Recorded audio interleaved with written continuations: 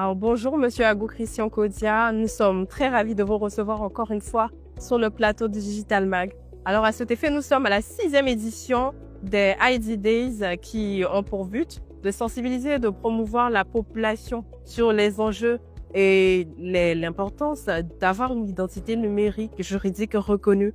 Alors, cet événement a pour thème « Mon identité, mon parapluie ». En ce sens, en quoi est-ce que l'identité d'un individu peut être considérée comme un parapluie?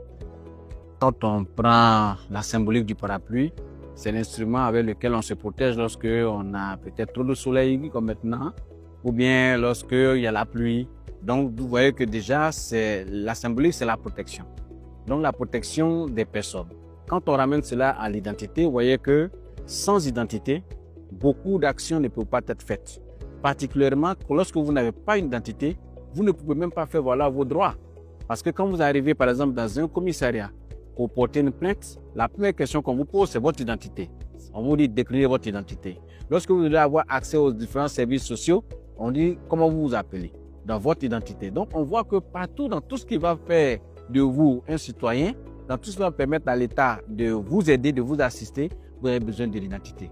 Alors, le fait de ne pas avoir l'identité expose les gens. Ils ne peuvent pas revendiquer leurs droits. Ils sont mis en minorité. Alors, on veut qu'ils soient sous ce parapluie de l'identité pour qu'ils puissent se déplacer tranquillement et avoir la protection de leur identité pour faire valoir leurs différents droits. En ce sens, vous, l'ONESI, qui êtes l'organisme principal par rapport à l'identité ici en Côte d'Ivoire, quelles sont les actions et les initiatives que vous menez justement pour mener à bien cette campagne de mon identité, mon parapluie? Nous avons aujourd'hui mis cette activité-là déjà pour marquer le coup. Marquer le coup, le 16 septembre, c'est 16.9. Et là, on défend le point 16.9 que les Nations Unies sont en train de faire la promotion pour le développement humain global. Et donc aujourd'hui, en s'arrêtant là, on matérialise déjà la sensibilisation pour dire à tout le monde, venez parce que l'État a mis les dispositifs à votre disposition. Venez prendre votre identité, venez pour que l'ONESI facilite l'accessibilité à votre identité. Mais de façon pratique, l'ONESI est actuellement en train de digitaliser, ce n'est pas dire de moderniser tous les centres d'état civil. Nous sommes à près de 90% des centres d'état civil qui sont connectés à un seul système qu'on appelle le RNPP, qui est le Registre national des personnes physiques.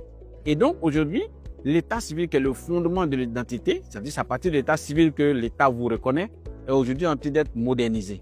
Et ça va permettre déjà de régler beaucoup de cas d'apatridie et de faire en sorte qu'à partir déjà de l'état civil, chaque citoyen puisse avoir une identité. Et donc, en venant se joindre, en rencontrant les personnes, et particulièrement, nous avons pris les personnes en situation de handicap pour matérialiser la protection que l'état civil ou que l'identité va leur procurer.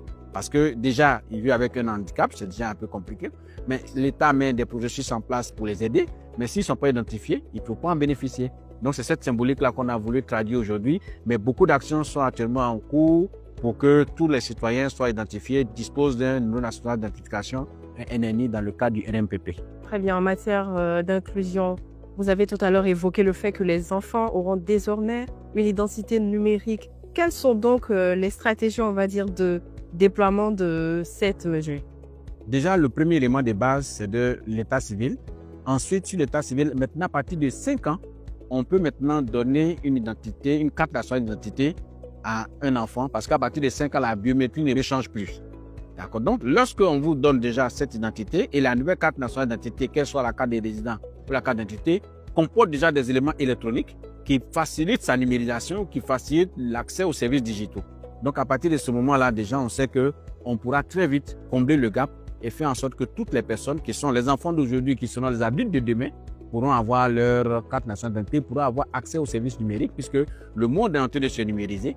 Et dans le monde numérique, il faut qu'on sache qui est qui et qui fait quoi. Et c'est en cela qu'on protège tous les citoyens. Et donc, c'est dans cette optique-là que nous sommes en train de mener cette campagne et nous allons continuer à l'intensifier. Nous allons faire en sorte que l'accessibilité à nos services soit la plus facile possible et nous rapprocher davantage des populations. Très bien. Dans ce contexte, généralement, quand on parle d'établissement de documents juridiques, on nous parle de signature. Comment est-ce que cela va se faire pour les enfants de 5 ans qui ne savent ni lire, ni écrire, encore moins signer un document? Vous savez qu'aujourd'hui, la question de la signature a été déportée et elle a été même numérisée parce qu'avant, lorsque quelqu'un qui ne sait pas signer doit signer, on prend son empreinte et on met dans l'encreur et puis on lui dit de mettre ça là. Aujourd'hui, nous, c'est avec l'empreinte digitale que nous vous rendons unique à travers nos systèmes. Donc, le seul fait de collecter votre empreinte, c'est une signature que nous transformons en signature numérique. Donc, aujourd'hui, même si l'enfant, parce que la signature, même si vous la faites aujourd'hui, elle peut évoluer. Vous pouvez changer de signature, mais vous ne pouvez pas changer d'empreinte. Donc, aujourd'hui, nous fondons tout le système sur l'empreinte de cet enfant ou de cette personne qui ne va pas changer toute sa vie. Très bien. Donc, on retient que la biométrie joue un rôle principal dans cette histoire. Absolument. Alors, toute autre chose, lors de la proclamation de la liste définitive des candidats à la présidentielle 2025, le Conseil constitutionnel a relevé des cas de fraude, notamment au faux numéro d'identité. Quel rôle ou comment est-ce que l'ONESI peut expliquer ces cas de fraude, justement? Vous savez que comme les décisions du Conseil constitutionnel ne sont pas susceptibles de recours ni de commentaires, donc je ne vais pas me hasarder à faire un commentaire sur la question, mais seulement je vais expliquer de façon technique ce que nous pouvons constater. De façon technique, il ne faut pas dire un faux numéro ou bien un numéro qui ne correspond pas au numéro n'est pas forcément un faux numéro. C'est comme si vous écrivez Oufoué avec PH et que vous écrivez Oufoué avec F. Chez nous, en matière d'identification, ça fait deux personnes différentes ou deux choses différentes. Donc, c'est tout là l'enjeu de ce qui pourrait se passer. Donc, il faut être sûr que le NNI ou les données que nous mettons correspondent bien à celui à qui ce NNI appartient. Parce que si moi, je prends mon NNI et que je mets sur votre nom, mais chez nous, en matière d'identité, ça ne marche pas. Ça ne correspond pas. Et donc, il faut s'assurer que le NNI correspond exactement à la même personne. Parce que si vous rentrez le NNI qui a 11 caractères, vous rentrez 9 caractères, ce n'est pas un NNI. Si vous rentrez 10 caractères, ce n'est pas un NNI. Si vous rentrez 11 caractères, que le 11 caractères ne correspondent pas exactement à la personne, ça ne correspond pas aussi. Justement, vous avez évoqué le NNI. Est-ce que le NNI peut relever justement ces cas de fraude concernant l'identité et les fausses pièces d'identité? Le NNI est justement fait pour cela, parce que sur un NNI, sur un numéro national d'identification, nous accrochons l'identité unique d'une personne à partir de ses attributs biométriques. Et donc, comme ces attributs sont unifiés, pour permettre à tous les systèmes de les utiliser, pour faire en sorte que les gens puissent les consommer, on vous donne une référence qui est votre NNI. Et à travers ce NNI, ça doit absolument ramener à votre biométrie. Donc, si vous mettez un NNI, la machine va attendre que vous ayez la biométrie qui correspond et à vous dire que oui, les deux informations correspondent. C'est avec ça que nous sécurisons l'identité, que nous faisons en sorte qu'il n'y ait plus d'usurpation d'identité. En termes de perspective, est-ce qu'on peut envisager une interopérabilité entre l'ONESI et des structures telles que la CEI et le Conseil constitutionnel, par exemple? Nous, au niveau de l'ONESI, nous sommes à la disposition de toutes les administrations publiques et privées. Toutes les personnes qui nous contactent pour les besoins d'identification ou pour faire consommer l'identité, pour sécuriser l'identité des personnes avec lesquelles elles sont en commerce ou en transaction, nous sommes à leur disposition.